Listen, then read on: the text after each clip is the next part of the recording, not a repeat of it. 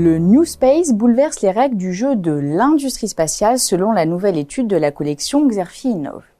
Surfant sur des usages en croissance qui nécessitent une nouvelle architecture spatiale, comme l'Internet des objets, l'autonomisation des systèmes de transport ou l'utilisation des données spatiales, ces nouveaux acteurs œuvrent pour l'accessibilité de l'espace grâce à une baisse drastique des coûts. Leur approche consiste à modifier radicalement les procédés de conception et de production en s'inspirant de pratiques qui ont fait leurs preuves ailleurs, notamment le low cost.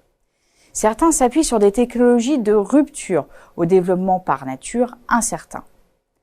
Si les modèles d'affaires du New Space se singularisent de ceux des acteurs traditionnels, ils conservent des traits communs, notamment leur caractère capitalistique. Or, les conditions de financement se dégradent, en particulier pour les startups soutenues par le capital investissement.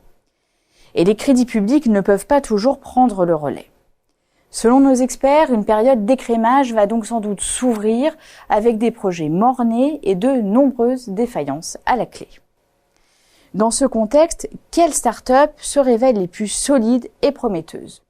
Comment les acteurs historiques s'adaptent-ils aux transformations imposées par le New Space ? Et quelles sont les réelles perspectives du marché du spatial d'ici 2030 ? Cette étude a ainsi décrypté les grands enjeux et principaux axes de développement des acteurs du New Space en s'appuyant sur des études de cas. Citons ainsi la nécessité de proposer une offre compétitive qui pousse à la recherche de leviers pour réduire les coûts de production et industrialiser les procédés de production, notamment dans le domaine des satellites. Deuxième enjeu, la sécurisation des financements, que ce soit via les financements publics, via des levées de fonds auprès d'investisseurs privés ou via des partenariats. Il s'agit également pour ces acteurs émergents d'exploiter le potentiel des technologies de rupture, comme l'intelligence artificielle par exemple chez Préligence, pour exploiter des images satellitaires au service de la défense. Des technologies de rupture existent aussi au niveau des modes de propulsion alternatifs, à l'image de la solution de propulsion oxygène et biométhane de Sirius Space Service.